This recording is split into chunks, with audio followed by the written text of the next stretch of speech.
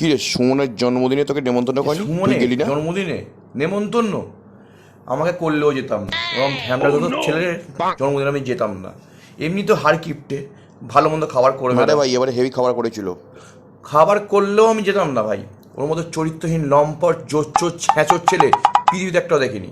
তুই জানিস একবার কি হয়েছিল? কি হয়েছিল? আমি একটা 750 দুজনে মিলে খাওয়া বলে ঠিক করেছিলাম, মালটা একা পুরো মেরে দিয়েছিল, আমাকে এক ফোঁটা দেয় না, এক থেকে দেয়নি। সেই দিন থেকে আমার রাগ। এটা ছাড়াও আমার আরও রাগ আছে জানিস। আমি একটা মেয়েকে পছন্দ করতাম, তার সাথে মাঝে মধ্যে ডেটিং ফেটিং যেতাম, সে ওই মালটাকে তুলে নিয়েছিল। সেই মালটাকে নিয়ে ঘুরছে চারিদিকে আমার চোখের সামনে। মানে কীরকম একটা হেজিটেট ব্যাপার তুই বলতো। আমার কীরকম একটা খারাপ খারাপ লাগে একটা ব্যাপার আছে তো। ও কেন আমার ওরম গার্লফ্রেন্ড হয়তো হতো না, তুলে নিয়ে চলে গেছিলো। কেন কেন তুলবে বলতো ওর মতো? আচ্ছা, ওর জন্মদিনে খাতি করেছিল। হ্যাঁ ভাই, খাতি করেছিল, হেভি করেছিল। আমি তো কোনোবারে তো জীবনে খাওয়াই না, এটা মাংসর হয়তো লেগ পিসও কোনো দিনে খাওয়াইনি, আবার খাতি করেছে। যাই হোক, ককটেল করেছিল, ককটেল 4-5 এরকম বিদেশি ব্র্যান্ডের মদ এনেছিল রে ভাই। যখন বিদেশি বোতল এনেছিল আমাদের, বাবা, আমাকে তো জীবনে কোনো দিন কোল্ড ড্রিঙ্কস পর্যন্ত কিনে খাওয়াইনি, আর এদিকে ককটেল। ঠিক আছে। আর আরে এমনিও যেতাম না ভাই।